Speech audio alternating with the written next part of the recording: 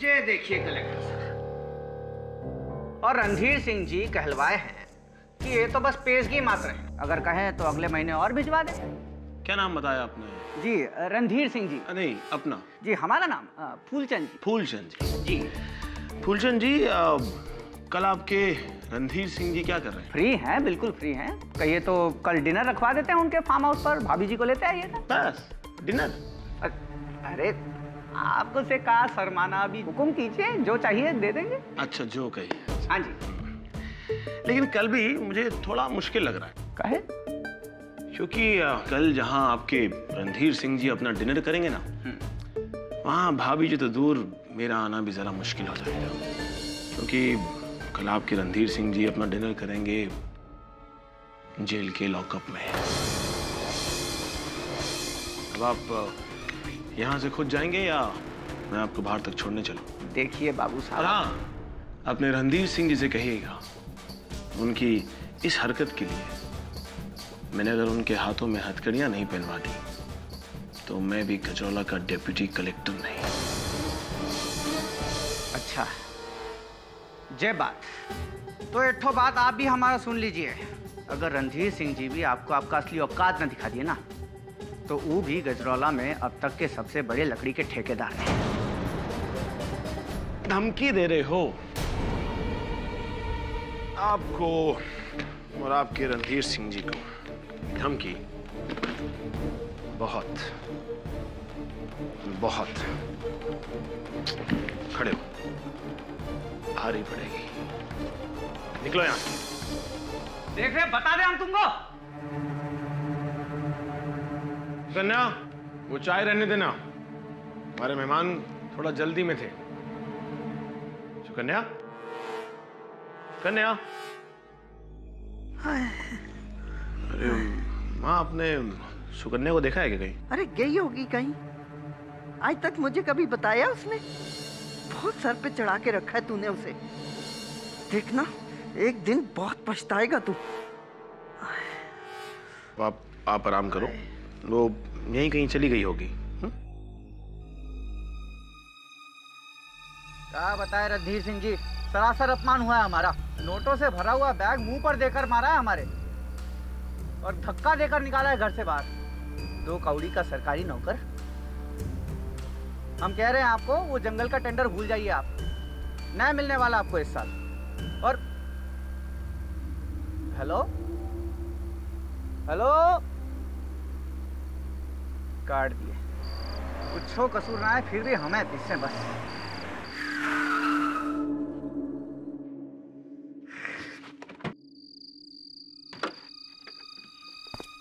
दिन खराब है आज। वो कलेक्टर, ये पत्थर, क्या और दिखाओगे भगवान?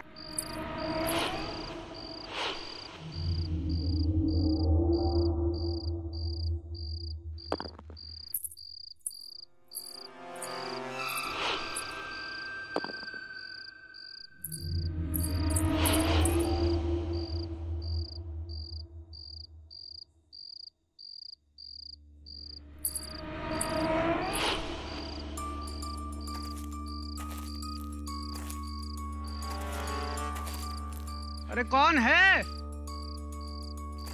अरे क्या खुफियापंती कर रहे हो? अरे कौन है, कोई बताएगा? अरे सामने आओ ना, कौन है?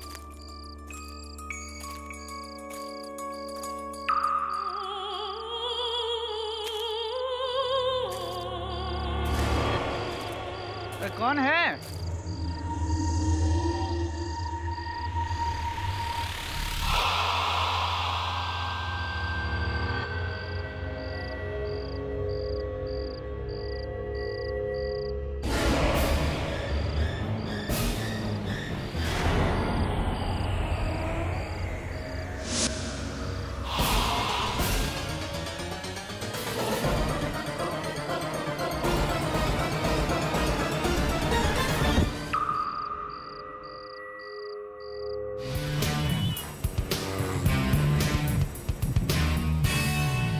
Amrish Goyal, deputy collector Gajraula. कहिए यहाँ कैसे आना हो? आज बस 2 महीने पहले मेरी वहाँ पोस्टिंग हुई थी। जब से मैं वहाँ गया हूँ तब से वहाँ के भ्रष्टाचार से ठीक तरह से लड़ भी नहीं पा रहा था कि मेरी बीवी सुकन्या, ये गजरौला के सबसे बड़े ठेकेदार रणधीर सिंह के आदमी फूलचंद की हत्या का आरोप लग गया उस पर। यहाँ से तो जान पड़ता है कि आपकी पत्नी एक गृहिणी है। हत्या का आरोप, हत्या कैसे की गई है? हथियार क्या था? मिस्टर केडी, ना ही कोई हथियार था और ना ही कोई औजार। हत्या की वजह नाखूनों के वार बता रहे हैं। नाखून? भला नाखून से कोई किसी की हत्या कैसे कर सकता है? पुलिस का मानना यह है कि सुकन्या के नाखूनों में जहर था और जब वो फूलचंद के खून में मिले तो फूलचंद की मृत्यु हो गई, ऐसा पुलिस बता रही है। नाखूनों में जहर कैसे हो सकता है? आम नाखूनों में जहर नहीं होता, पर क्या शांत क्यों हो गया?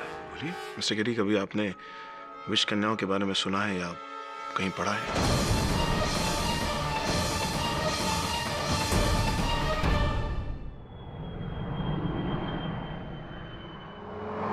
विष कन्याओं के बारे में एक बहुत पुरातन कहानी है। कहा जाता है कि मौर्य राज्य में कन्याओं को बाल अवस्था से ही विष पिलाकर बड़ा किया जाता था ताकि वो छू कर ही शत्रु की हत्या कर सके। You mean female assassin? हाँ, ऐसा कह सकता है तू। राजा लोग अपने दरबार में उन्हें रखते हैं और वो महिलाएं अपनी सुंदरता से शत्रु को मंत्र मुग्ध करके उनकी हत्या करती हैं। पर सर, ये मुद्दा आज के ज़माने में फिर से क्यों उठ रहा है? एक IAS ऑफिसर की पत्नी को विष कन्या कहना गवारपन ही नहीं, बेवकूफ़ी है। सुकन्या नाम तो बहुत साधारण सा है। इस साधारण नाम और कहानी के पीछे वास्तविकता क्या है, ये तो गजरौला पहुंच कर ही पता चलेगा।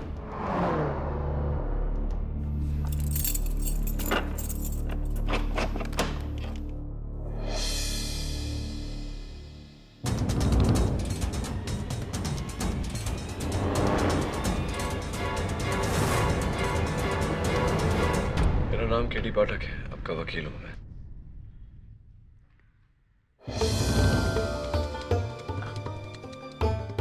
केडी साहब, आप मुझे यहाँ से बचा तो लेंगे ना? ये सब लोग मुझ पर बहुत अजीब सा इल्ज़ाम लगा रहे हैं। ये कह रहे हैं कि मैं एक विष कन्या हूँ। विष कन्या। इसकी चिंता आप मत करिए, अदालत इन बातों में नहीं मानता, विशेष रूप से जब इन बातों का कोई आधार ना हो, कोई सबूत ना हो। ये बताइए कि हत्या की रात आप कहाँ गई थी? आपके पति का कहना है आप घर पर नहीं थी। जी, वो हमारे घर के पीछे जो जंगल का रास्ता है, मैं वहीं गई थी तुलसी के पत्ते लाने के लिए।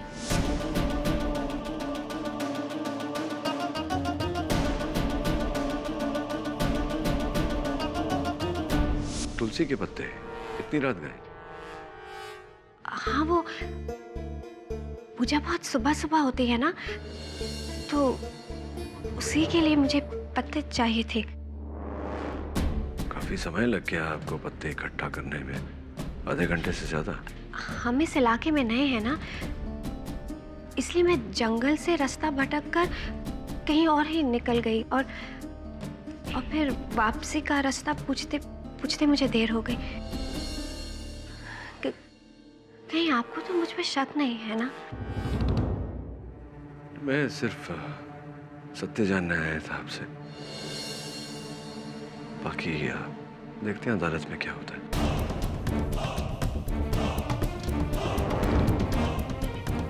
दो महीने की शादी, और फिर ये बर्बादी।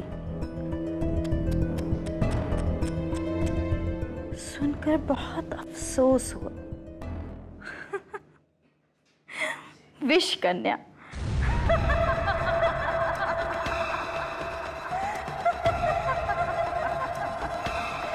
विश कन्या।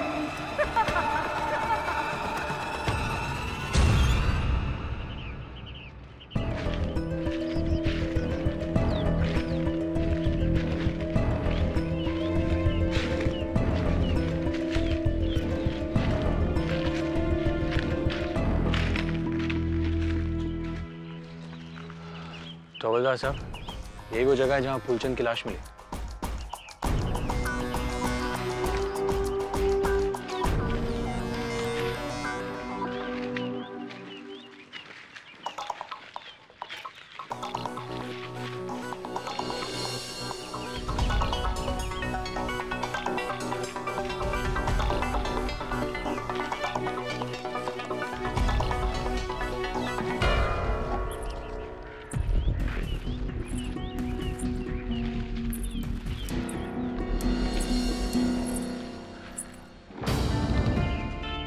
अभी कुछ सुना तुमने? खनकने की आवाज।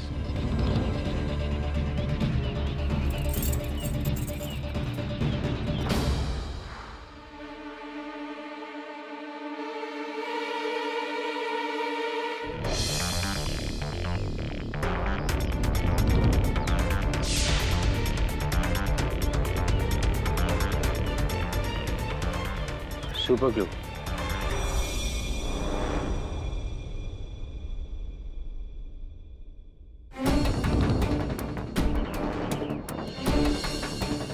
प्रिया थिएटर। यहाँ प्रिया थिएटर है क्या? जिस दिन फूलचंद की मौत हुई उसी शाम का टिकट है। कोई ये फिल्म देखकर यहाँ से गुजरा था। प्रिया थिएटर पास में ही है क्या? हवलदार साहब बोलते बहुत हैं।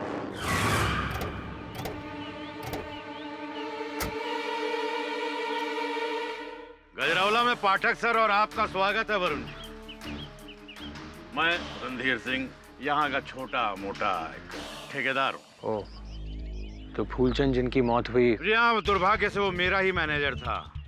बेमौत मारा गया बेचारा उस विश्व कन्या के चक्कर। ये विश्व कन्या वाली बात समझ में नहीं आई। कल जब अदालत में प्रोसिक्यूशन की दलीलें होंगी तब समझ लीजिएगा। फिलहाल तो मैं आपको ये बता देना चाहता हूँ कि वो लड़की तो केवल हथियार है, असली हत्यारा तो उसका पति है, जिसने मेरे आदमी के पीछे भेजा था अपनी पत्नी को उसे मारने के लिए। आपका वो डिप्टी कलेक्टर अमरीश गोयल। देखने में बहुत सीधा साधा है वो, पर असल में वो टेढ़ा आदमी है। मैं आपको ये चेतावनी देना चाहता हूँ कि आप उससे बच के रहिएगा। अभी चलता हूँ। और हाँ, जाते जाते एक मशवरा और देना चाहूंगा। वापस लौट जाइए मुंबई, वरना उस पति पत्नी के लपेटे में आ जाएंगे आप लोग भी।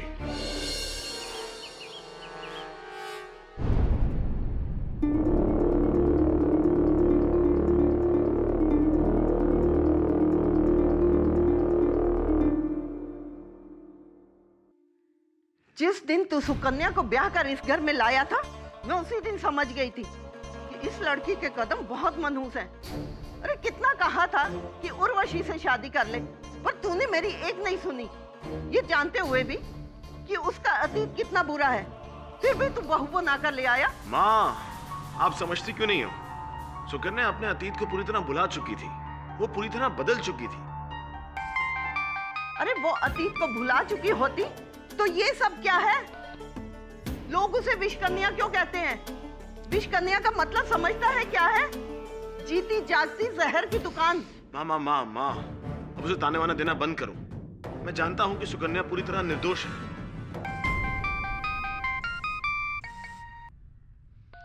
मैं तुम्हें थोड़ी देर में फोन करता हूँ। ओके।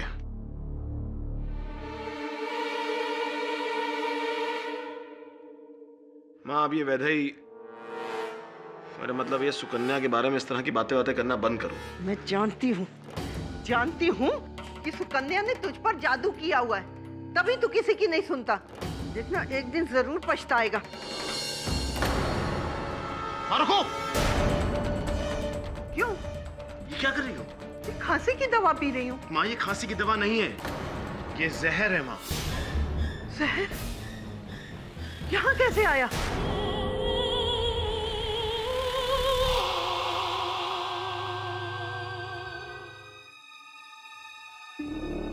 सुकन्या। प्रकाश, तुम? सुकन्या, ये सब क्या हो गया? तुमने ये सब... चिंता मत करो, सब ठीक हो जाएगा। मैं आ गया हूं ना, मैं हूं तुम्हारे साथ, ठीक है?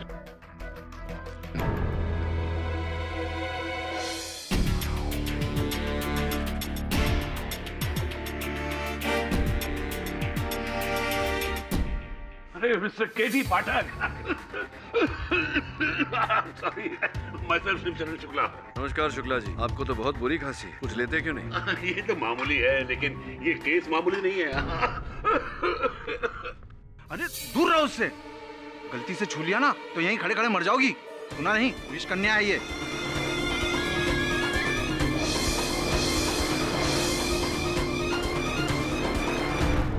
माय लॉर्ड, मैं सॉरी।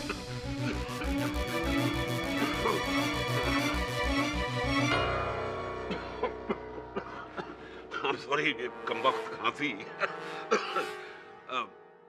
माय लॉर्ड, हम लोग सीधे पॉइंट पर आते हैं। 3 दिसंबर की रात 10:30 बजे कृपालाल फूलचंद जी अपनी गाड़ी में गजराला गांव के जंगलों से गुजर रहे कि अचानक उनकी गाड़ी के सामने एक पत्थर आ गया और वो जैसे उस पत्थर को हटाने के लिए अपनी गाड़ी से बाहर निकले तो ये औरत सुकन्या गोयल उन पर टूट पड़ी और उनके हाथ पर अपने नाखूनों से खरोंच मार दी।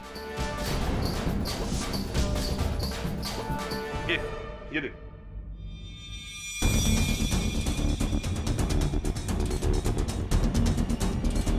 माय लॉर्ड, उसके 10 सेकंड बाद ही मिस्टर फूलचंद गिरकर ढेर हो गए और मौत का कारण उनके शरीर में भारी मात्रा में जहर का पाया जाता। और जहर भी कौन सा? डेंड्रोटॉक्सिन, जो अक्सर बिच्छू और सांप में पाया जाता है। ये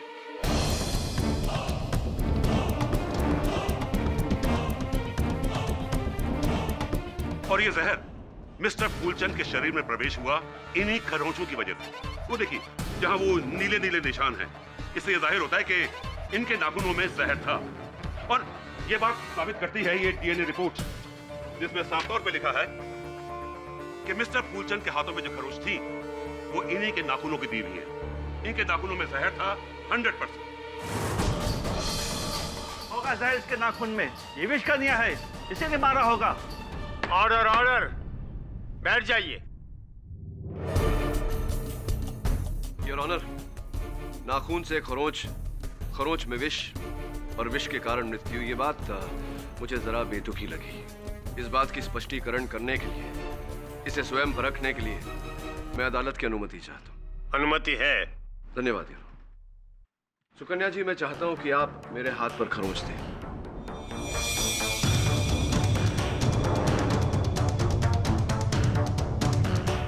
मिस्टर पाठक, क्या कर रहे हो ये? मिस्टर पाठक, आप समझ रहे ना आप क्या करने वाले?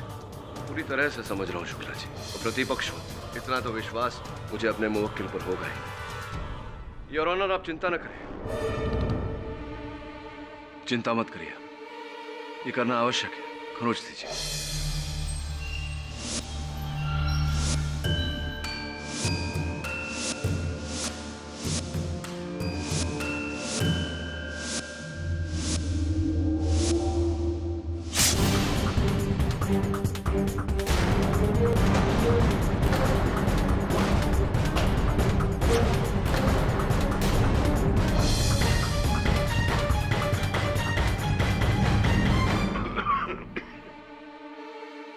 जरा बीतते हुए समय पर ध्यान देंगे शुक्ला जी?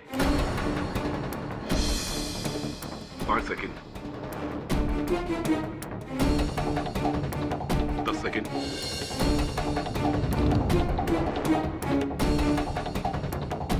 15, 20, 25, प्लीज। योर ऑनर, मुझे अपने आप पर कोई विष का, वो क्या कहा था आपने, डेंड्रोटॉक्सिन, ऐसी कोई पदार्थ का असर होता हुआ महसूस नहीं कर पा रहा हूँ मैं। बस हल्की सी जलन है हाथों में और कुछ नहीं। वो इसलिए क्योंकि इसने अपने नाखून अभी जहर में डुबोए नहीं है। अच्छा, तब डुबोए थे? 100% देखा था आपने? ये विष कन्या है, इच्छा के अनुसार अपना जहर उगलती है, इसलिए अदालत में अपना असली रूप नहीं दिखा रही है। ऑर्डर ऑर्डर, अगर कोई और अदालत में बीच में बोला तो उसे बाहर कर दिया जाएगा। योर ऑनर, मैं इस विषैले विषय की ओर नहीं जाना चाह रहा था, परंतु यहाँ अदालत में हर कोई विष कन्या कहकर इन्हें बुला रहा है। मैं अनुरोध करता हूँ अदालत से कि आप यहाँ उपस्थित हर एक व्यक्ति को सावधान करें कि ऐसे अंधविश्वास में मानना न केवल हानिकारक है बल्कि संविधान के विरुद्ध भी।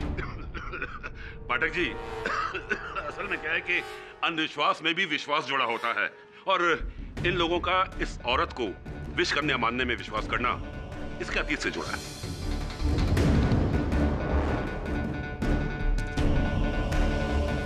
अतीत से आपका अर्थ? ये एक लंबी कहानी है और इसे वही सुना सकता है जिसने इसे करीब से देखा हो। इसीलिए मैं इनके मामा जी को बुलाना चाहता हूँ, श्री बटुकनाथ जी। सुकन्या 6 साल की रही होगी जब इसके माता पिता एक दुर्घटना के शिकार हो गए।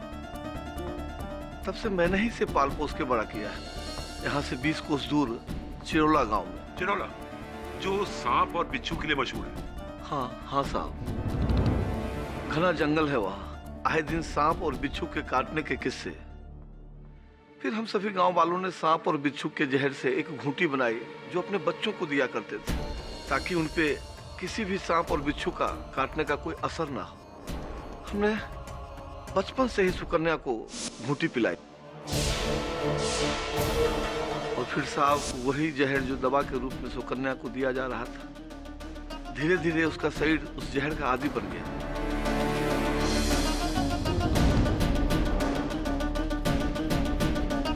और जैसे ही वो बड़ी हुई, उस जहर का असर खत्म होता चला गया। मुझे याद है एक दिन जब वो कॉलेज से लौट रही थी तो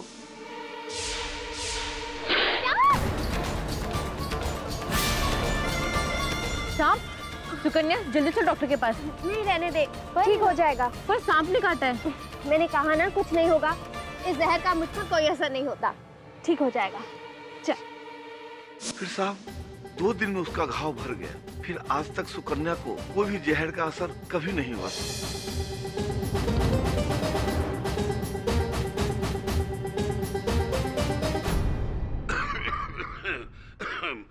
माय लॉर्ड, इस बात को साबित करने के लिए मैं अदालत से दरख्वास्त करूंगा कि एक बिच्छू मंगवाया जाए जो इन्हें डंक मारेगा। शुक्ला जी, मुझे लगता है कि आप पर भी किसी प्रकार के विष का प्रभाव पड़ रहा है। विचित्र बातें क्यों कर रहे हैं? तो पाठक जी फिर इस बात को कैसे साबित करेंगे कि इन पर विष का कोई असर नहीं होता? नहीं, लेकिन इसे साबित करने की आवश्यकता क्या है शुक्ला जी?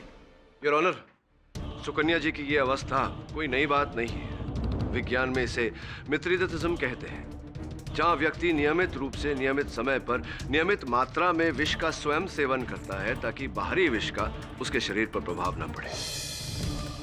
जू और वाइल्ड लाइफ सैंक्चुरीज में शुक्ला जी अक्सर वहां के कर्मचारी इस विधि का प्रयोग करते हैं। मिस्टर शुक्ला, आप हमें और उस बिच्छू को दोनों को बख्श दें। मैं ये सब कुछ अदालत में नहीं होने दूंगा।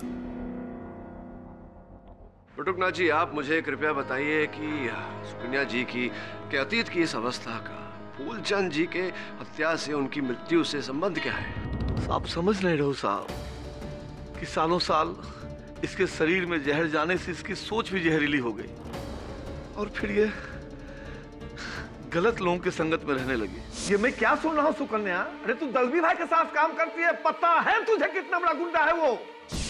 ओहो मामा जी, आप तो बेकार में ही परेशान हो रहे हैं। मैं उनके यहाँ सिर्फ हिसाब किताब ही तो देखती हूँ और इसके लिए मुझे पैसे भी तो अच्छे मिल जाते हैं और फिर उनके वहाँ काम करने से मुझे कोई परेशान भी नहीं करता। पागल हो गई है तू। तुझे पता है कि वो पैसे के लिए दूसरे की जान भी लेता है और तू उसके साथ काम करेगी? मामा जी आप भी ना। 2 सालों तक सुकन्या दलवी के गिरोह के संगत में रही और उसके इशारे पे चलने लगी।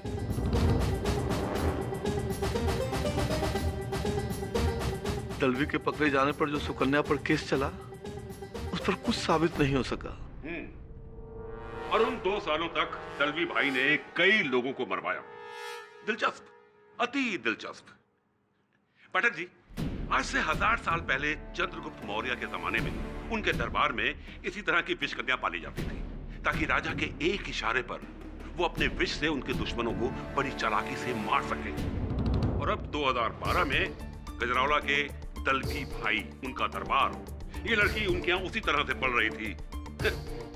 वो राजा हैं, उनके एक इशारे पर किसी को मार सकती है। युग नया है पर तरीका वही पुराना, दुश्मन की मौत। ये क्या कह रहे हैं आप? सुकन्या ऐसी नहीं है। ऑर्डर ऑर्डर, मैं सख्त हिदायत देता हूँ कि आप। जज साहब, मैं कुछ कहना चाहता हूँ। इजाजत है। जज साहब, मैं और सुकन्या बचपन के दोस्त हैं। हम साथ पढ़े, साथ बड़े हुए, और मामा जी ने सुकन्या के बारे में जो कुछ भी कहा वो सब एकदम सच है। सुकन्या पर विष का प्रभाव नहीं होता है और ये किसी गलत संगत में पड़ गई थी। लेकिन फिर जज साहब, इसकी जिंदगी में अमरीश आया और अमरीश के प्यार ने सुकन्या की जिंदगी बदल दी।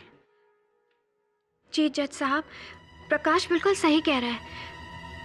अमरीश से मिलने के बाद मैंने बुराई का रास्ता छोड़ दिया था और खुद को पूरी तरह बदल लिया। और फिर उसके बाद मैंने इनसे शादी कर ली। आप पूछ सकते हैं मेरे पति से, क्या शादी के बाद मैंने इन्हें शिकायत का कभी भी कोई भी मौका दिया हो? जज साहब, मैं अपनी बीवी सुकन्या का साथ मरते दम तक नहीं छोड़ूंगा, क्योंकि मुझे मेरी बीवी सुकन्या पर पूरा भरोसा है। वो किसी का खून नहीं कर सकती। ये लव स्टोरी नहीं है, ये मर्डर स्टोरी है। वैसे इस मर्डर का कारण शायद लव ही है, क्योंकि तुम्हारी पत्नी ने एक ऐसे आदमी को मारा है जिससे तुम्हें धमकी दी थी, और इनके नाखूनों के निशान उसके शरीर पर है। शुक्ला जी, आपके नाखून इस समय कहाँ है? मेरे हाथों में। आपके हाथों में तो सुकन्या जी के नाखून भी उन्हीं के हाथों में होंगे जहाँ रहते हैं। ऐसा तो हो नहीं सकता कि सुकन्या जी कहीं हो और उनके नाखून कहीं और। मतलब ये कि जब फूलचंद जी की मृत्यु हुई उस समय सुकन्या जी वहाँ थी ही नहीं। शुक्ला जी, वहाँ से 6 किलोमीटर दूर गजरौला बाग रोड पर ये थी। लापता हो गई थी, घर से घर जाने का पता पूछ रही थी। 2 व्यक्तियों से इन्होंने पूछा था। सर्वप्रथम योर ऑनर, मानिक राम, जिनकी गजरौला बाग रोड पर पीसीओ की दुकान है, सुकन्या जी स्वयं वहां जाकर उनसे पता पूछ रही। 3 दिसंबर की रात 10:30 बजे सुकन्या जी को हमने गजरौला बाग रोड पर देखा। हमारी पीसीओ की दुकान पर आई थी और वहां से अपने घर का पता पूछ रही थी।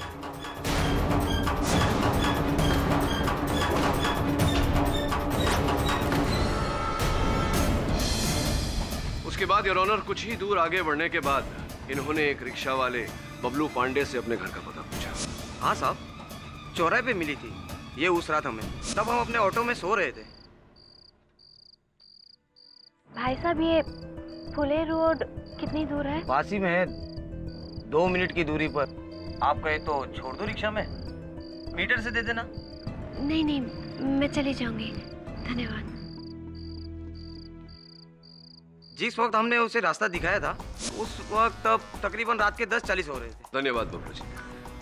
योर ऑनर, मानिक राम और बबलू पांडे के कथन से ये स्पष्ट होता है कि जिस समय फूलचंद जी की हत्या हुई, सुकन्या जी वहां थी नहीं, गजरौला बाग रोड पर थी, वहां से 6 किलोमीटर दूरी। तो फिर इनके नाखूनों के निशान फूलचंद के शरीर पर कैसे पाए गए?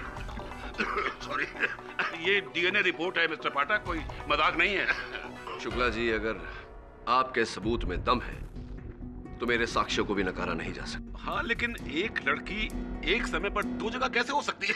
उचित प्रश्न है और इस प्रश्न का उत्तर ढूंढा जाएगा। किंतु योर ऑनर, जब तक इस प्रश्न का उत्तर ढूंढा जा रहा है, मैं अदालत से निवेदन करता हूं कि मेरे मुवक्किल को हिरासत में ना रखते हुए जामीन पर छोड़ा जाए। माना कि पुलिस के पास मिसेस सुकन्या गोयल के खिलाफ काफी गहरे सबूत हैं, मगर केडी पाठक के दोनों गवाहों की बातों को भी नजरअंदाज नहीं किया जा सकता। इसलिए ये अदालत मिसेस सुकन्या गोयल को 10,500 के एवज जमानत देती है। लेकिन तब तक आप गजरौला छोड़कर कहीं नहीं जा सकती। जी sir. The court is adjourned for today.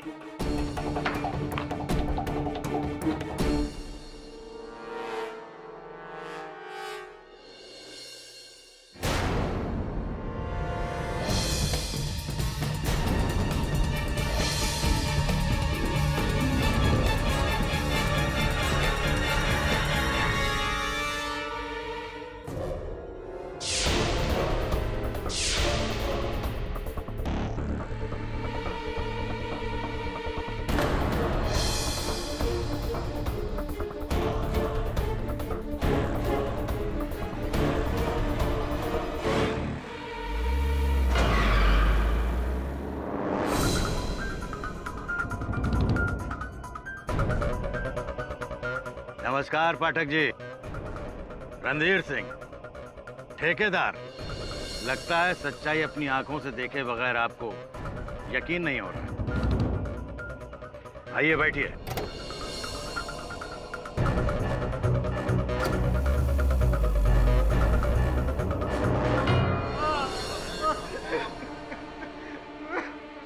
बता।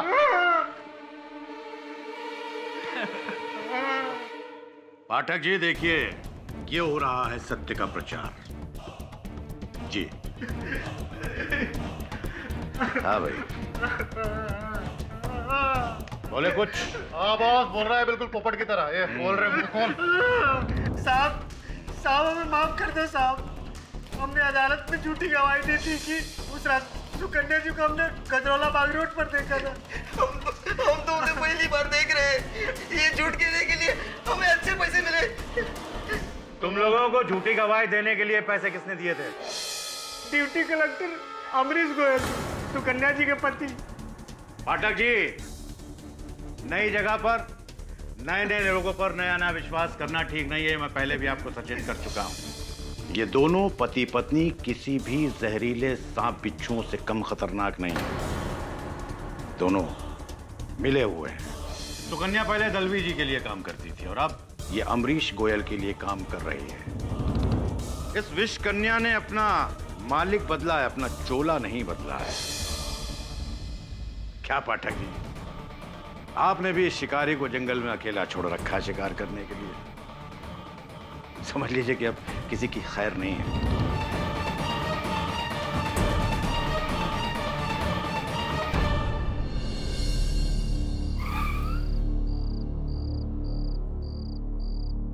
तुम जाओ।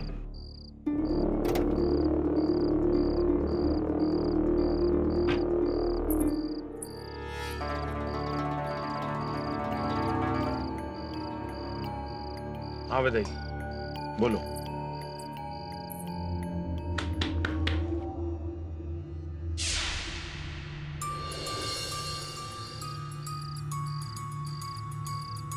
सुकन्या, बेटा तू इतनी रात को? क्या मैं अंदर आ सकती हूँ मामा जी? सर, इतना बड़ा धोखा। अगर उसे नकली गवाही खरीदनी थी तो फिर उसने आपको क्यों बुलाया? किसी भी वकील को रख लेता। रणधीर सिंह सही है सर। ये अमरीश जितना जमीन के बाहर है उतना ही जमीन के अंदर। शायद तू ठीक कह रहा है, लेकिन यही बात मैं अमरीश के मुंह से सुनना चाहता हूँ।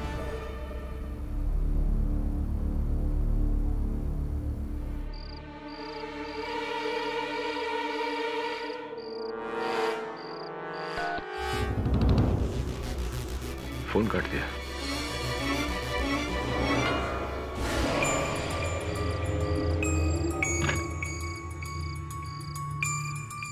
काम हुआ?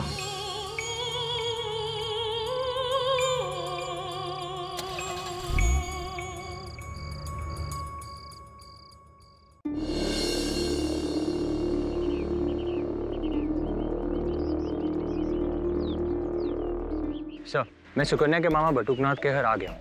जी, अब उनसे ही सुकन्या और अमरीश के बारे में पता चल सकेगा। मैं फोन करता हूँ।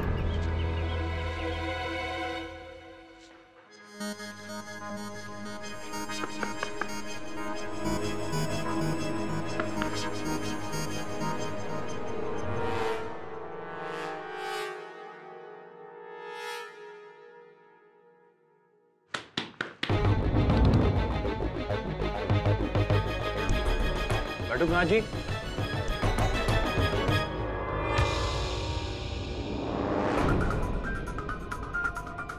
बटुकनाथ जी,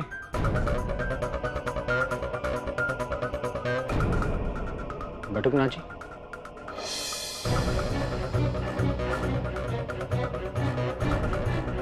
बटुकनाथ जी।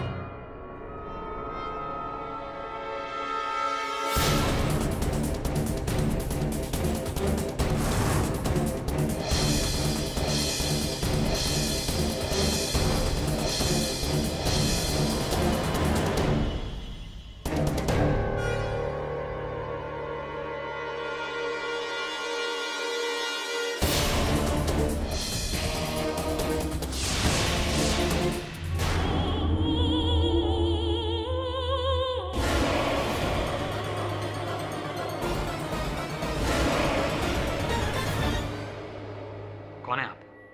जी मैं वैदेही, अमरीश की दोस्त। बटुकनाथ जी को क्या हुआ है? इनको किसने मारा? यही सवाल अगर मैं आपसे पूछूं तो आप यहाँ सुकन्या के मामा के घर क्या कर रही हैं? जी वो मैं बटुकनाथ जी से मिलने आई थी, सुकन्या के बारे में जानकारी लेने के लिए, उसकी असलियत जानने के लिए। आप इस तरीके से मुझे क्यों देख रहे हैं? मैं तो यहाँ अभी आई हूँ, मैंने इन्हें कुछ भी नहीं किया और इनकी मौत तो जहर से हुई है। मेरे पास कोई जहर ही नहीं है। आपको कैसे पता कि इनकी मौत जहर से हुई है? जी वो बस मैंने ऐसे ही सोचा कि सुकन्या ने ही जान ली है अपने मामा की, क्योंकि इन्होंने कोर्ट में उसके खिलाफ गवाही दी थी और इसलिए सुकन्या ने अपने विष से उनकी जान ले ली। What nonsense! यही सच है। आपको पता है कल रात सुकन्या इनसे यहाँ मिलने आई। किस लिए? बदला लेने के लिए। आप लोगों को ये क्यों नहीं समझ में आता कि आपके मिस्टर पाठक ने एक विष कन्या का केस अपने हाथ में लिया है? मिस्टर पाठक अगर सुकन्या को बेल नहीं दिलाते तो आज ये आदमी यहाँ जिंदा होता। आप चाहे तो अमरीश से पूछ सकते हैं, वो खुद सुकन्या को यहाँ लेकर आया था।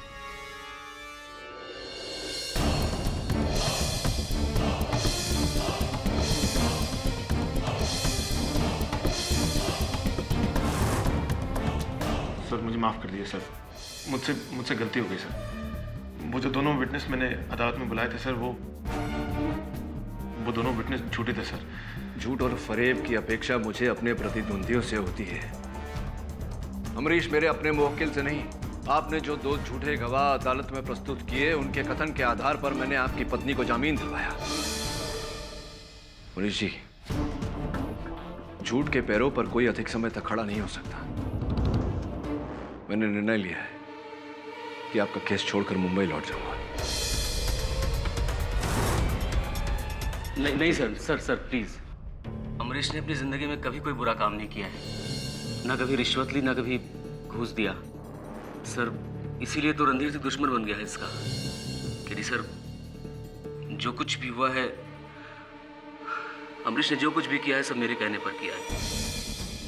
मैंने इससे कहा था कि मेरे पास 2 ऐसे आदमी हैं जो सुकन्या के पक्ष में अदालत में गवाही दे सकते हैं, जिससे कि सुकन्या बच जाएगी। सर सारा कसूर मेरा है, अमरीश ने कुछ नहीं किया। अमरीश ने तो बस कसूर किसी का भी हो, इस बात का प्रभाव इस केस पर पड़ चुका है।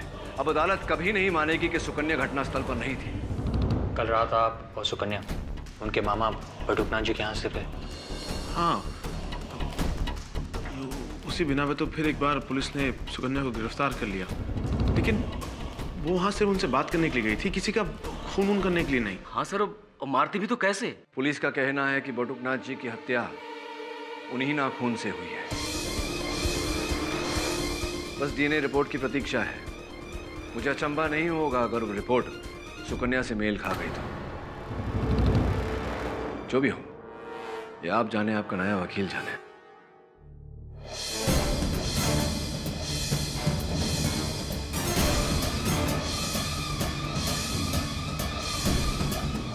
झुमका सर, झुमका तो उसी झुमके का जोड़ीदार है जो मुझे बटुकनाथ जी के घर पर मिला था। ये सुकन्या जी का झुमका है? नहीं सर, ये सुकन्या का नहीं, बल्कि ये तो मेरी माँ का झुमका है।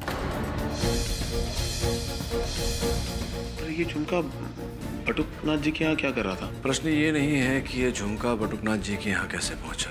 प्रश्न ये है कि आपकी माताजी वहां क्या कर रही। माताजी, आप कल बटुकनाथ जी के घर गई थी? नहीं बेटा। आप अभी झूठ बोल रही हैं।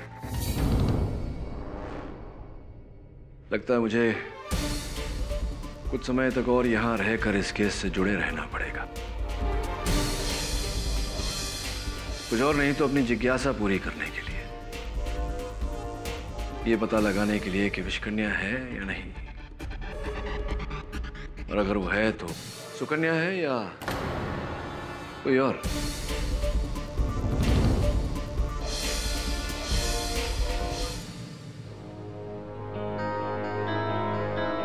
Mister Pathak ji, all the best.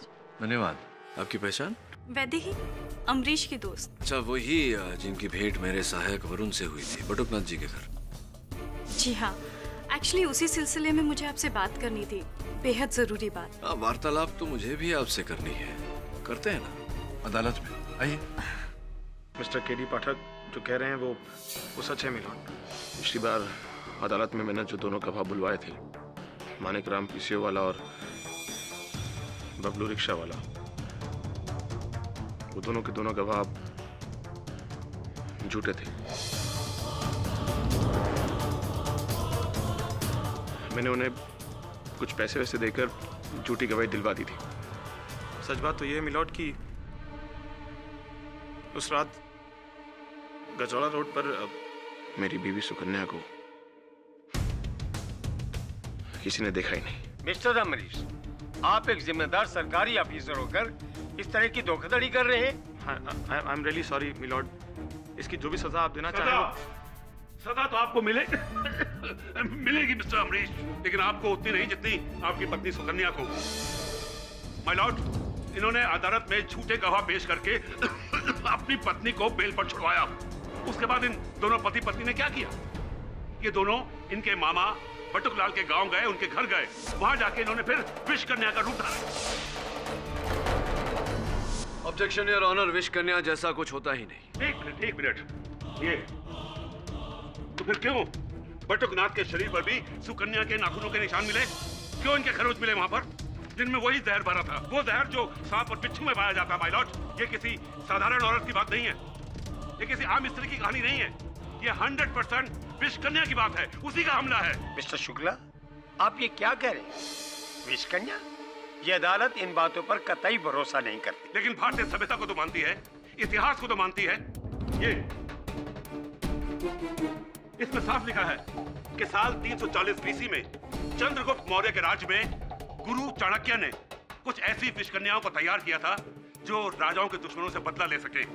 उनकी खासियत थी उनके जहरीले पंजे, ऐसे पंजे जो फौरन किसी दुश्मन का नाश कर देते थे।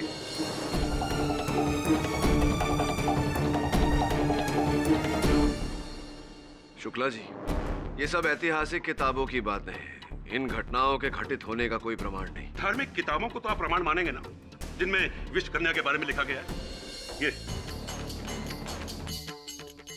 ये कल की पुराण, इसमें सिर्फ विषकन्या के बारे में लिखा ही नहीं गया, बल्कि गंधर्व चित्रग्रीवा की पत्नी, जो कि खुद एक विषकन्या थी जिसका नाम सुलोचना था, उसके बारे में विस्तार से लिखा है कि कैसे वो अपनी नजरों से सामने वाले को मार देती थी। नजरों से my lord, eye contact. Shukla ji, मेरे मानने या ना मानने से कुछ नहीं होता। कुल मिला के बात यह है कि भारत का संविधान विषकन्या, डायन, नागिन इत्यादि इत्यादि इन बातों में नहीं मानता। क्या अभी आप कहेंगे कि ये प्रमाण काफी नहीं है? योर ऑनर, कुछ समय पहले मैंने एक केस लड़ा था जिस पर मेरी मुवक्किल एक महिला पर नागिन होने का आरोप लगाया गया था। मैंने ये प्रमाणित किया था कि वो नागिन नहीं, ये भी प्रमाणित किया था कि किसी महिला का नागिन होने का कोई अस्तित्व नहीं, कोई प्रमाण नहीं। लेकिन विषकन्या 100% है। बट आप ही बताइए कि एक औरत के नाखूनों में वो जहर कहां से आया जिसने बटुकनाथ को मौत दी? दुर्भाग्यवश इस समय आपके इस प्रश्न का मेरे पास कोई उत्तर नहीं, किंतु कुछ प्रश्न है जिनके द्वारा मैं आपके इस प्रश्न के उत्तर तक पहुंच सकता हूं। हाँ, 100% पूछिए। नहीं, आपसे नहीं, मेरी अगली गवाह से मिस वैदेही को कटघरे में बुलाने की अनुमति चाहता हूँ। वैदेही जी, मेरे सहयोगी ने आपको वहाँ बटुकनाथ जी के घर पर देखा था। क्या कर रही थी आप? जी, मैं बटुकनाथ जी से सुकन्या के बारे में पूछताछ करने गई थी कि क्या वो वाकई में एक विष कन्या है या नहीं। पर क्यों पूछताछ कर रही थी आप सुकन्या जी के बारे में? इस केस से क्या लेना देना है आपका? जी, मेरा इस केस से कुछ लेना देना नहीं है। तो? पर हाँ, मेरा अमरीश से जरूर लेना देना है। मैं अमरीश से प्यार करती हूँ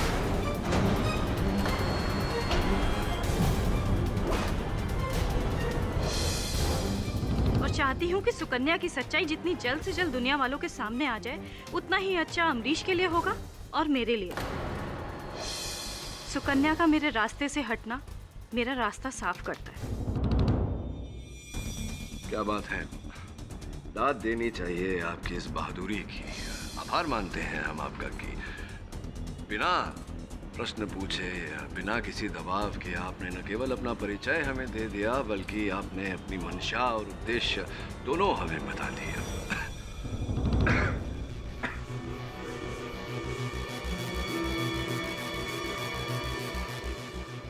क्षमा चाहता हूँ आपसे, लेकिन आपको लगता नहीं वैदेही जी कि ये जो आपने सत्य बोला है ये आपके विरुद्ध जा सकता है? क्यों? क्योंकि आपको ऐसा लगता है कि मैंने सुकन्या को फंसाने के लिए वो दोनों खून किए ताकि मैं अमरीश को पा सकूं। देखिए, अब ये मैंने नहीं कहा, ये आपने स्वयं कहा है। देखिए, मैं इतना बेझिझक सच इसलिए कह रही हूँ क्योंकि मुझे किसी बात का डर नहीं है। किसी को प्यार करना कोई जुर्म नहीं है। मैंने कब कहा कि प्यार करना जुर्म है? बल्कि प्रेम भाव फैलाना तो अच्छी बात है, लेकिन असफल प्यार को पाने के लिए किसी की हत्या करना ये तो जुर्म है। ऐसा होते हुए हमने देखा है पहले, अनगिनत केसेस हैं। तो सबूत पेश कीजिए ना कि मैंने ही वो दोनों कत्ल किए। दुर्भाग्यवश मिस वैदेही, इस समय मेरे पास इस बात का कोई साक्ष्य नहीं है। हो सकता है उनके पास हो कोई सबूत। जो व्यक्ति वहां उपस्थित थी, मेरी अगली गवाह, योर ऑनर, अमरीश गोयल की माताजी श्री गिरिजा गोयल। मैंने कहा ना, मैं उस रात बटुकनाथ के घर पर नहीं गई थी। गिरिजा जी, अगर आप बटुकनाथ जी के घर नहीं गई थी तो आपका ये झुमका बटुकनाथ जी के घर कैसे आया? बताइए, क्या ये स्वयं वहाँ चलकर गया था? इसका वहाँ पाया जाना इस बात का साक्ष्य है कि आप गई थी। आप अभी भी मानने को अगर राजी नहीं है तो क्या हम उस रिक्शा वाले को बुलाएं जिनकी रिक्शा में बैठकर आप वहाँ गई थी? बुलाएं उनको? नहीं जी, मैं गई थी उस रात बटुकनाथ के घर पे, अमरीश और सुकन्या का पीछा करते हुए।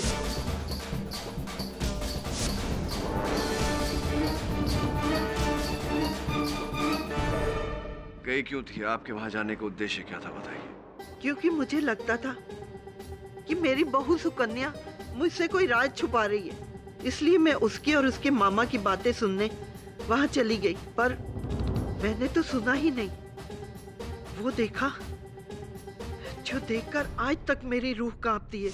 मैं जब चोरी छुपे पीछे के दरवाजे से उस घर में घुसी। मामा जी, आपने कोर्ट में वो सब कह दिया जो आपको नहीं कहना चाहिए था। मेरे अतीत की कहानी। बेटा, वैसे कोई झूठ तो कुछ नहीं बोला मैंने। अच्छा सुनिए, अब आगे से आप ऐसा कुछ मत कहिए जिससे मैं और भी बड़ी मुसीबत में फंस जाऊं। मैं समझा नहीं बेटा। देखिए, आप वहाँ पर दलवी की मौत किस तरह हुई, कैसे हुई, ये सब मत कहिएगा। हाथ जोड़ती हूँ मैं आपके सामने। किसी को कुछ नहीं बताऊँ? पक्का? हाँ बेटा, पक्का। किसी को कुछ नहीं बताऊंगा कि दलवी भाई का मौत कैसे हुआ। धन्यवाद मामा जी।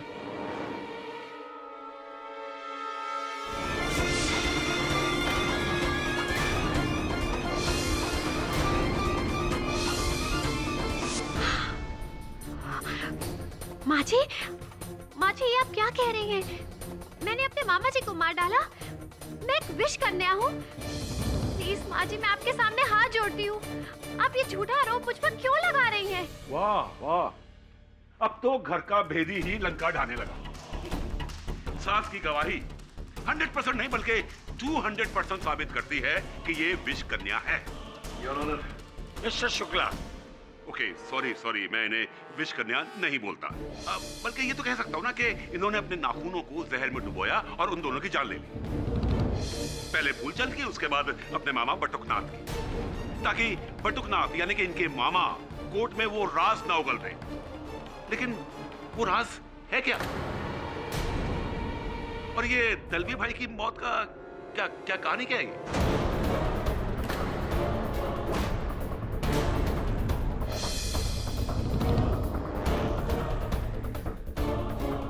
सुकन्या, अदालत को बताइए सच क्या है। दलवी भाई की मृत्यु का ये कौन सा राज है जो आप केवल अपने मामा तक सीमित रखना चाहती थी? वो जी सर, वो दलवी भाई की मौत मामा जी के फार्म हाउस पर हुई थी 6 महीने पहले। लेकिन बहुत कम लोग जानते हैं कि उनकी मौत जहर की वजह से हुई थी। वो दरअसल उन्हें एक सांप ने पैर पर काट लिया था। सांप ने नहीं, तुमने मारा उन्हें। नहीं, मैंने उन्हें नहीं मारा। मैं जानती थी कि अगर ये बात अदालत में खुलेगी तो आप सब लोग यही मानेंगे कि मैंने ही दलवी भाई का खून किया है।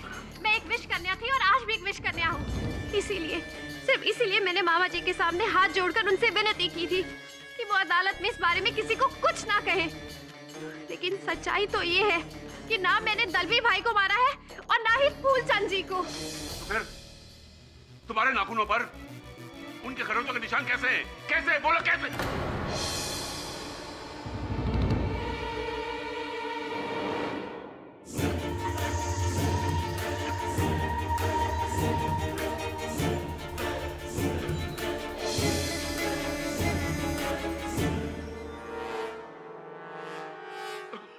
मिस्टर पाठक, अब तो मैंने ये जहर का 100% केस साबित कर दिया है।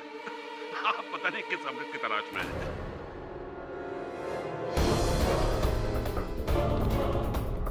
मिस्टर पाठक,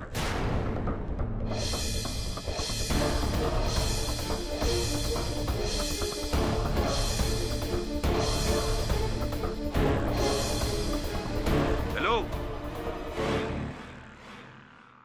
गिरिजा जी, सुकन्या जी के वहां से जाने के बाद क्या किया आपने? मैं घबरा कर वहां से चली गई। कि ये आपका झुमका कब गिरा वहां पर? पता नहीं, मैं जब वहां से जा रही थी गिर गया होगा। देखिए, ये आपका झुमका वहां गिरा, ये जरा विचित्र बात लग रही है मुझे गिरिजा की। घटना स्थल पर ऐसे अचानक आपके झुमके का पाया जाना, आपके कान से ही गिरा, आपको पता ही नहीं चला। आप कहना क्या चाहते हैं? मिस्टर पाठक, अरे उन्होंने एक आदमी को अपने सामने मरते हुए देखा है। अब ऐसे में उन्हें सुध-बुध कहाँ रही होगी? अब भागते हुए वहां से उनका झुमका गिरा या हार गिरा, क्या फर्क पड़ता है? बात ये नहीं।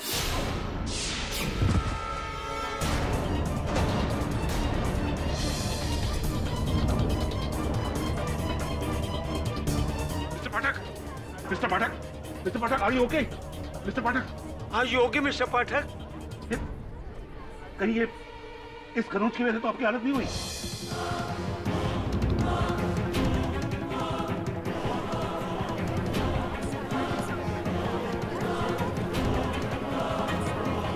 Are you okay?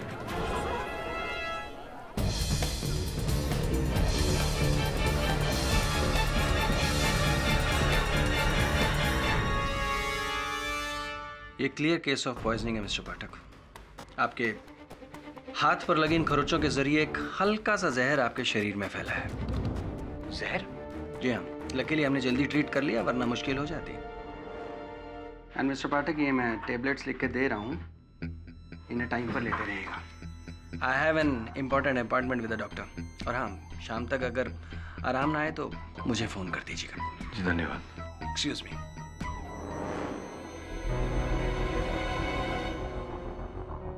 सब क्या अभी वही सोच रहे हैं जो मैं सोच रहा हूँ? ये तो तेरी सोच पे निर्भर करता है कि तू क्या सोच रहा है। क्या सोच रहा है तू? भरी अदालत में आपके साथ पर सुकन्या ने खरोच मारी। आज उसी खरोच में से जहर का असर। तो तेरे कहने का तात्पर्य है कि सुकन्या विष कन्या है? नहीं सर, विष कन्या नहीं, पर क्या? अदालत में आते आते कितने लोगों से हाथ मिलाया मैंने, हो सकता है उनमें से किसी ने जहर लगा दिया हो। और वो लड़की का नाम क्या है? वैदेही। उसका भी तो कुछ जुड़ाव है इस केस के साथ, उससे भी मैंने हाथ मिलाया, तो हो सकता है उसने विष लगाया हो। पर सर, पॉसिबल और नॉट? पॉसिबल। संभव है। फिर सुकन्या की छोड़ और इस केस से जुड़े बाकी लोगों पर ध्यान दे, हो सकता है वहां से कुछ निकला है। केडी सर, मुझे आपसे कुछ बात करनी है। मेरी माँ की गवाही पे भरोसा मत कीजिएगा प्लीज। तो शुरू से ही मेरे और सुकन्या के रिश्ते के एकदम खिलाफ है। उनका बस चलता तो मेरे और सुकन्या का रिश्ता कब का टूट जाता। तो आपके कहने का तात्पर्य ये है कि आपकी माताजी ने जानबूझकर सुकन्या को विष करने का, ताकि इस आरोप में सुकन्या को दंड मिल जाए और मुझे उससे छुटकारा मिल जाए। केडी सर, वो आपका शक था ना कि मेरी माँ अपना झुमका जानबूझ के वहाँ छोड़ाई, वो बेबुनियाद नहीं था सर, क्योंकि वो तो चाहती हैं कि उनकी मौजूदगी वहाँ साबित हो जाए और वो खुलेआम अदालत के सामने सुकन्या के खिलाफ बयान दे सके। अमरीश जी, माना कि आपको अपनी माताजी पर संदेह है, आपकी माताजी सुकन्या को आपसे दूर करने का प्रयत्न कर रही थी, लेकिन क्या इस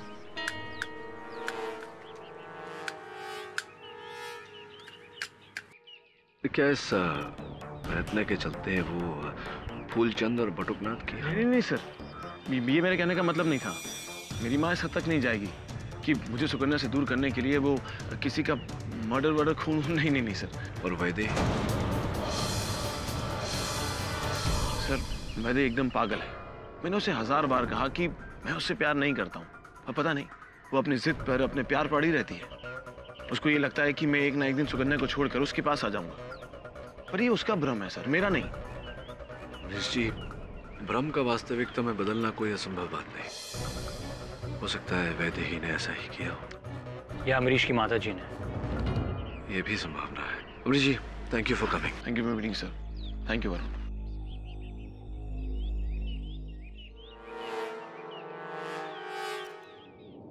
अरे नमस्कार कलेक्टर साहब। अरे आइए, आज हमारी गाड़ी में आ जाइए, आपको घर भी छोड़ देंगे और रास्ते में कुछ बातें भी कर लेंगे।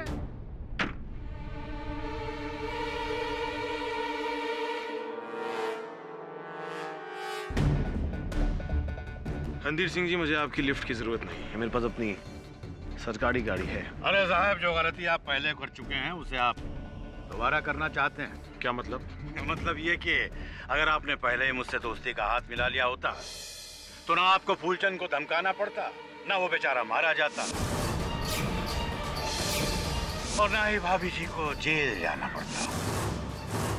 मुझे तो ऐसा लगता है जैसे आपने ही फूलचंद का खून किया है, और फिर मेरी बीवी सुकन्या को फंसाकर आप मुझे बर्बाद करना चाहते हैं। कैसी बातें करते हैं साहब, हम तो आपके शुभचिंतक हैं। और फिर अगर हम आपको बर्बाद करेंगे तो फिर आपको आबाद भी तो कर सकते हैं।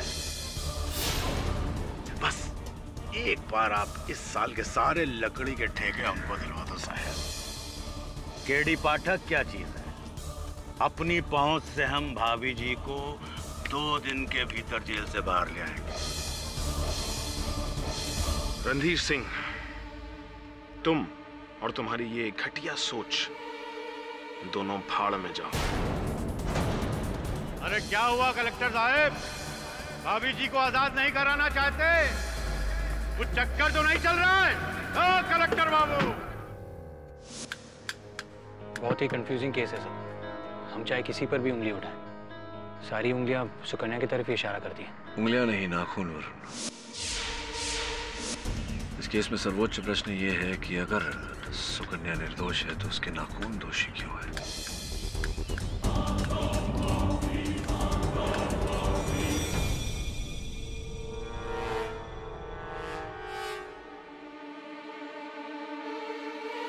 माँ, क्या हुआ है?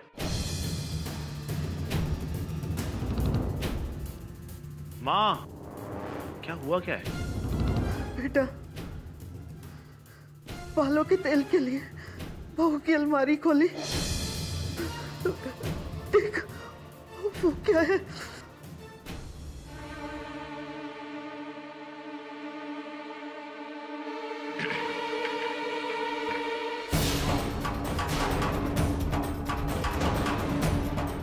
के अलमारी में जहर की बोतल।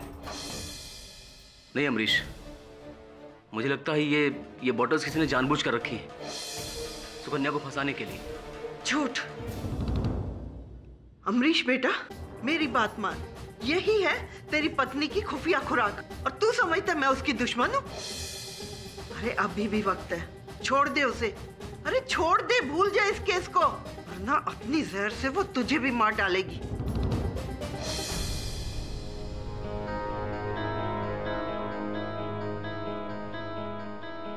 ये बॉटल्स आपने यहाँ पहले कभी नहीं देखी?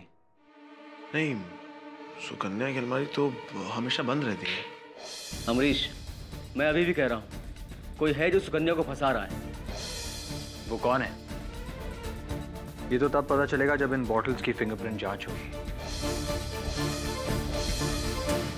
माय लॉर्ड, इसमें उंगलियों के नहीं बल्कि नाखूनों के निशान है। वही डीएनए टेस्ट सुकन्या का।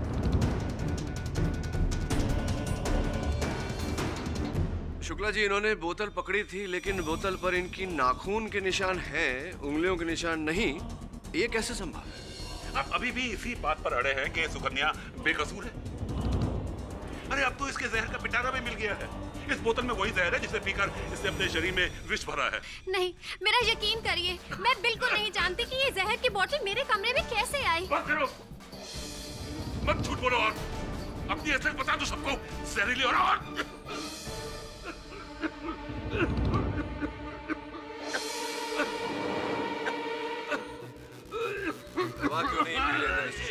एक मिनट मिस्टर पाठक, मुझे किसी के सहारे की जरूरत नहीं है, बल्कि आपको केस के सहारे की जरूरत है।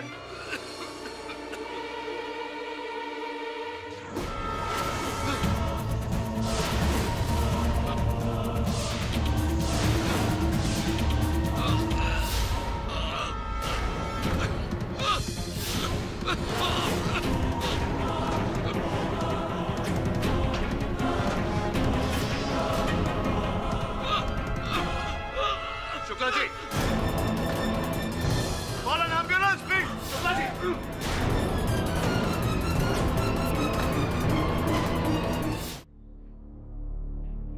Luckily is out of danger now.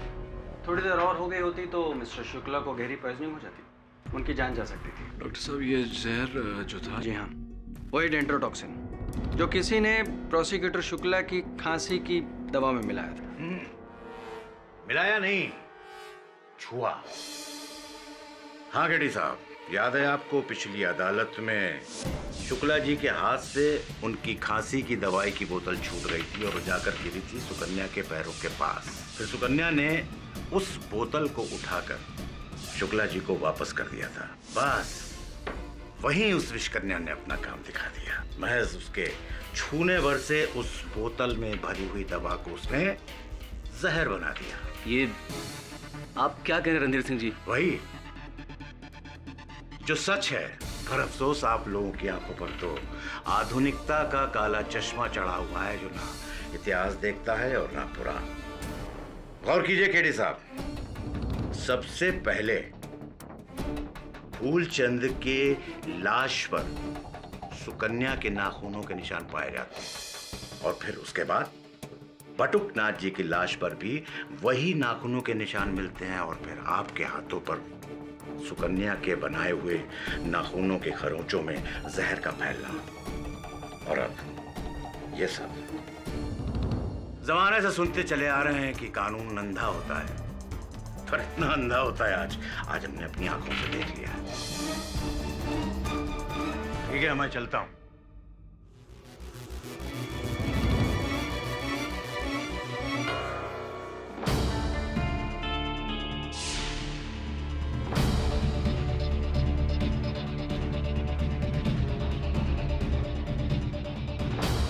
Shukla ji के साथ कोर्ट में जो कुछ भी हुआ, उसके बाद तो आपको भी यही लग रहा होगा ना कि मैं विषकन्या हूं, तो अब मेरा केस लड़ने का क्या फायदा?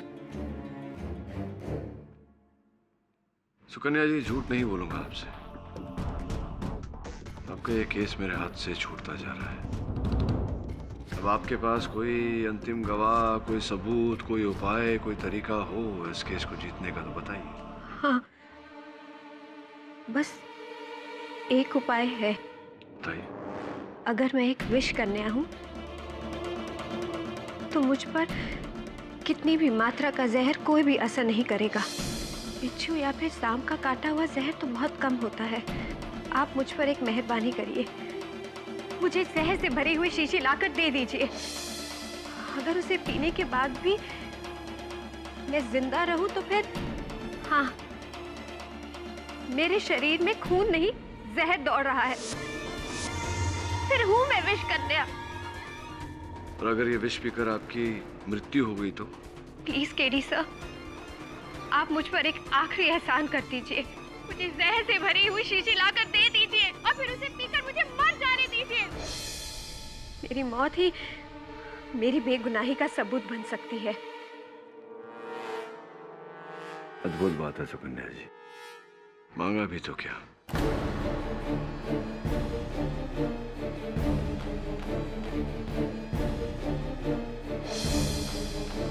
ये क्या है? वही जो आपने अभी अभी मांगा, भारी मात्रा में विष।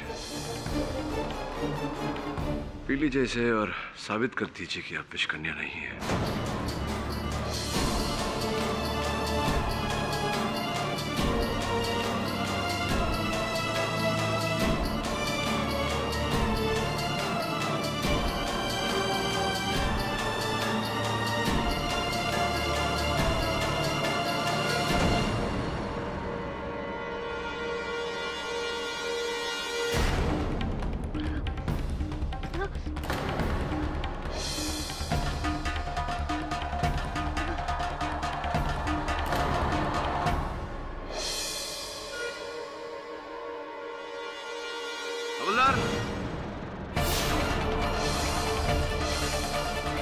क्या हुआ इन्हें? हेलो, उठो। क्या हुआ तुम्हें? हेलो, उठो।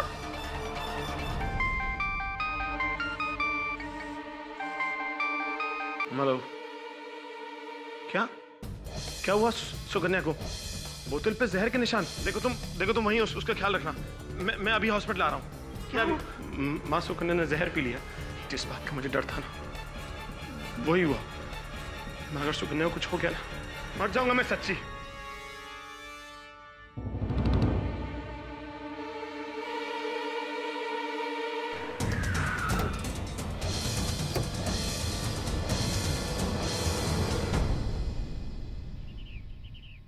ये आप अलंकरण कर रहे हैं झाड़ियों का? जी साहब, मैं समझा नहीं साहब। नहीं मतलब कटन कर रहे हैं ना? नहीं समझा साहब। अरे भाई, काट रहे हो, छांट रहे हो ना झाड़ियों को। ओह हाँ, ऐसे बोले ना साहब। हाँ साहब, काट रहे हैं। हाँ, तो इसके जो कटे हुए अंश हैं वहाँ नीचे जमा क्यों कर रहे हैं? साहब, ये जो कटे हुए पत्ते हैं ना, इसको सुखाकर खाद बनाते हैं साहब, इसीलिए। अच्छा, तो अर्थात किसी वस्तु को काट दी जाए, उसको फिर से उपयोग में लाया जा सकता है। हाँ साहब। धन्यवाद कर्नल महोदय। सब किससे बातें कर रहा था? अमरीश का फोन आया सर। सुकन्या जेल में बेहोश हो गई है। तो उसकी चिंता मत कर, कल तक होश आ जाएगा उसे, उसकी आंखें खुल जाएंगी और बाकी सबकी भी। समय कुछ समझा नहीं? समझना तो पड़ेगा, पर कल इस केस की सुनवाई और हमारे पास केवल आज की रात है इस विषैले विषय को सुलझाने के लिए। माय लॉर्ड, आप भले ही मुझे अंधविश्वासी कहें, पर मेरे लिए ये औरत एक विष कन्या ही है। इसके छूने से मेरे खांसी की दवाई की बोतल में जहर भर गया। वो तो मेरे कुछ कर्म अच्छे हैं जो मैं बच गया, वरना अगर इसका बस चलता तो मैं 100% लुढ़क जाता।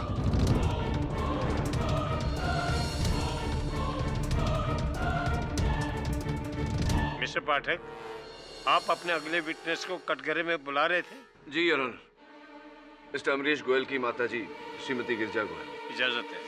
गिरजा जी, पिछली सुनवाई में आपने कथन दिया था अदालत में कि आप अपनी बहू और बेटे का पीछा करते करते बटुकनाथ के घर पर पहुंची, जहां आपने अपनी बहू को विषकन्या का रूप लेकर अपने मामा को मारते हुए देखा, उनकी हत्या करते हुए देखा। जी। ये बताइए कि अगर ऐसा है तो आप इकलौती गवाह हैं जिन्होंने सुकन्या जी को विषकन्या के रूप में देखा। क्या मैं सही कह रहा हूँ? जी। क्या आप जानती है कि मेरे ही दिए हुए जहर की शीशी कल लॉकअप में सुकन्या जी पी गई थी? क्या? आपने सुकन्या को जहर दिया? लेकिन क्यों?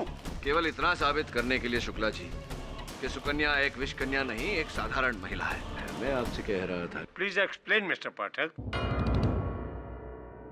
योर ऑनर, वास्तव में जो शीशी मैंने सुकन्या जी को पीने दी थी उसमें डेंड्रोटॉक्सिन या अन्य कोई विष नहीं था।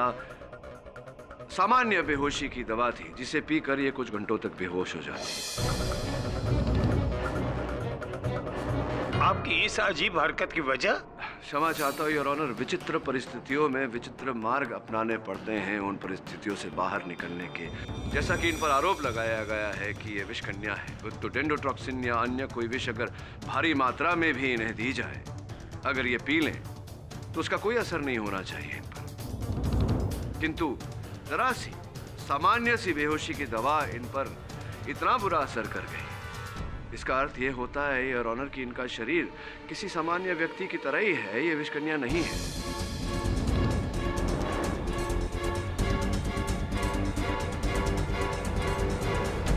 से माता जी, आपसे मैं पूछना चाह रहा हूं कि इन्होंने जो दवा पी उसका असर इन पर तो हुआ ही, किसी और व्यक्ति पर भी इनके दवा पीने का असर हुआ था।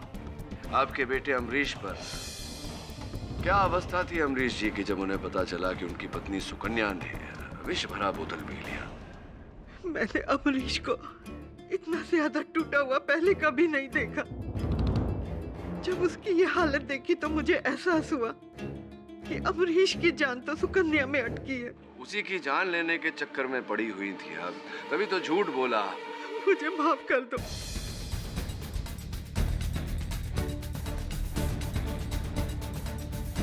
मैंने झूठ कहा था। हाँ, मैं गई थी बटुकनाथ के घर पर सुकन्या का पीछा करते हुए, पर मैंने उसे उनका खून करते हुए नहीं देखा।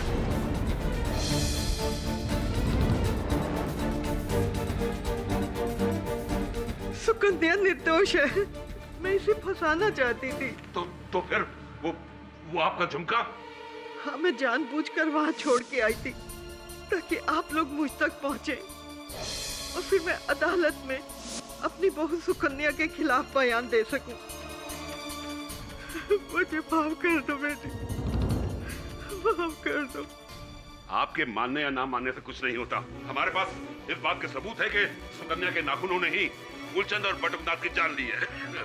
आपकी बात और आपके सबूत दोनों सच्चे हैं शुक्ला जी। सुकन्या जी के नाखून ने ही ये जाने ली है, किंतु उन नाखून से लगी उंगलियां किसी और की थी। नाखून सुकन्या के, उंगलियां किसी और की? कैसे? योर ऑनर, सर हमने देखा है औरतें अपने नाखून लंबे कर लेती हैं, फिर उन्हें जड़ से काट देती हैं, वो नाखून डस्टबिन में फेंक देती हैं। उन नाखूनों का अलग अलग तरह से प्रयोग किया जाता है। मैं समझाता हूँ योर ऑनर, मैं विस्तार में समझाता हूँ। सुकन्या जी, क्या आप बताएंगी अदालत को कि कितने समय से आप किस आयु से इतने लंबे नाखून रख रही हैं? जी, शुरू से ही। और क्या अक्सर प्राय ही आप अपने नाखून पूरे के पूरे काट देती हैं? नहीं, बस हल्का सा मैनिक्योर करती हूँ। जरा सोच कर बताइए, पिछली बार कब आपने अपने ये लंबे लंबे नाखून पूरे जड़ से काटे थे?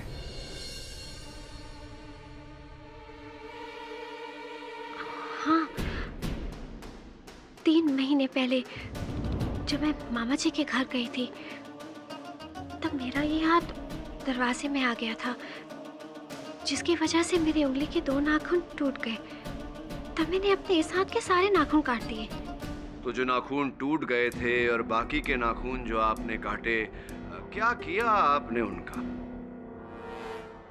हाँ, उस दिन मुझसे मिले प्रकाश आया था, तब मैं इन कटे हुए नाखूनों को पेपर में फोल्ड करके फेंकने जा रही थी। प्रकाश रास्ते में मिल गया। उसने कहा कि वो इन्हें फेंक देगा। तो आपके नाखून कटे हुए टूटे हुए प्रकाश ले गया। अब योर ऑनर, प्रकाश ने उन नाखून के साथ क्या किया ये मैं उन्हें कटघरे में बुलाकर पूछना चाहूँ। ये कैसी बेतुकी बातें कर रहे हैं आप? जाहिर है कि वो नाखून मैंने ही फेंके होंगे। नहीं फेंके नहीं थे आपने प्रकाश जी। आपने वो नाखून संभाल कर रखे थे अपने पास। कैसी बातें कर रहे हैं आप ये सब? मैं भला उन नाखूनों का क्या करूंगा? नाखून संभाल कर तो रखने ही थे आपको। आपने ये जो षड्यंत्र रचा था इसका बहुत ही महत्वपूर्ण हिस्सा थे वो नाखून। उन्हीं की सहायता लेकर, उन्हीं की मदद लेकर तो आपको ये हत्याएं करनी थी और सुकन्या को फंसाना था। अब देखिए, कल मैंने अपने सहायक वरुण को आपके घर भेजा और वरुण ने आपके घर से ये डिब्बा बरामद किया। देखिए इस डिब्बे में क्या है। नकली दस्ताना, उस पर लगे हुए असली नाखून, वो भी सुकन्या के।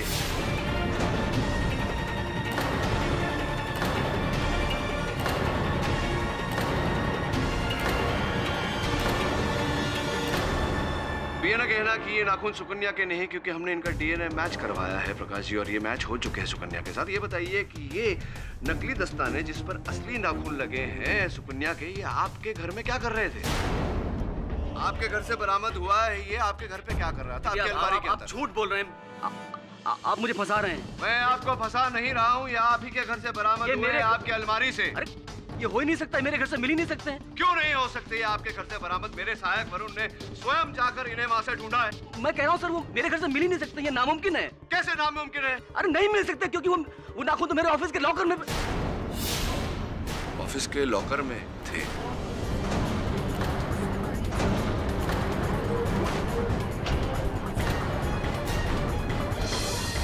ऑर्डर। ऑफिस की लॉकर में थे नहीं और ऑनर, अब भी इन्हीं की ऑफिस की लॉकर में है, क्योंकि ये जो दस्ताने हैं, इन पर जो नाखून लगे हुए हैं, ये नकली हैं। मैंने यूं ही इन्हें बनवाए थे ये सोचकर कि सुकन्या जिनका नाम लेगी उन्हें मैं कटघरे में बुलाकर यही प्रश्न पूछूंगा। दुर्भाग्यवश आपके लिए और हमारा सौभाग्य है कि आपने हमें बता दिया कि आप ही ने इनके कटे हुए नाखूनों का प्रयोग किया था और उनका प्रयोग करके ये दोनों हत्याएं की थी। अब आगे की भी बात बता देंगे अगर, तो मेरा काम सरल हो जाएगा प्रकाश जी।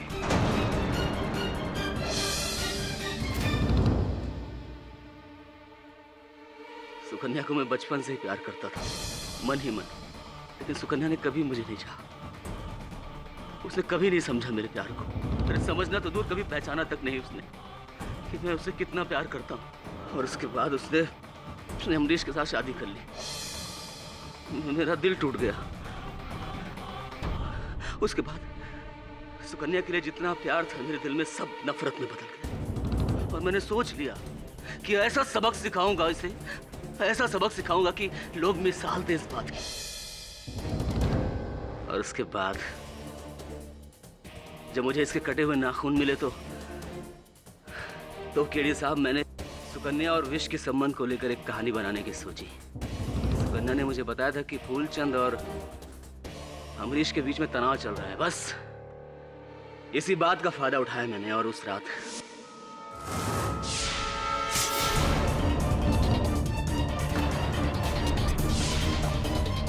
डाला।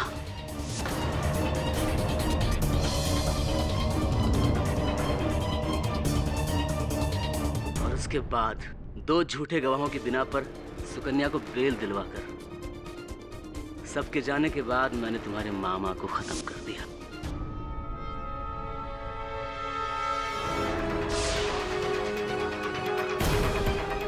ताकि तुम्हारे विष कन्या होने में किसी को संदेह न रहे।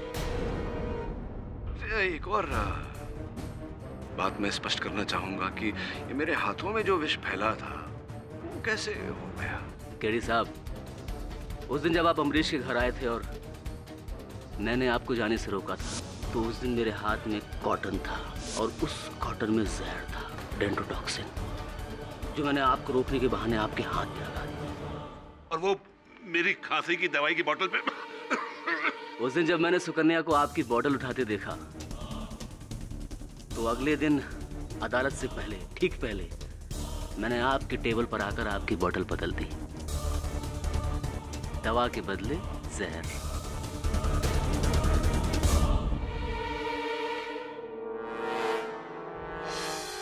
ये सब कुछ मेरी वजह से हुआ है। सबका गुनहगार मैं हूं जज साहब। ये सब मैंने किया है सुकन्या से अपने नाकामयाब प्यार का बदला लेने। देखा प्रकाश जी, आपके फैलाए इस विषैले जाल ने आप ही को जकड़ लिया।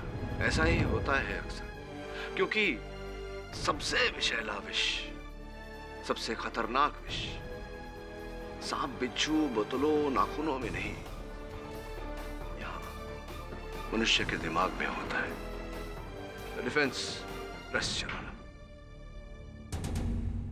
ये अदालत प्रकाश कुमार को फूलचंद यादव और बटुकनाथ की हत्याकांड के लिए दोषी पाते हुए फौरन गिरफ्तार करने का हुक्म देती है और श्रीमती सुकन्या गोयल को हर आरोप में बेगुनाह पाते हुए बाइज्जत बरी करती है। The case is closed.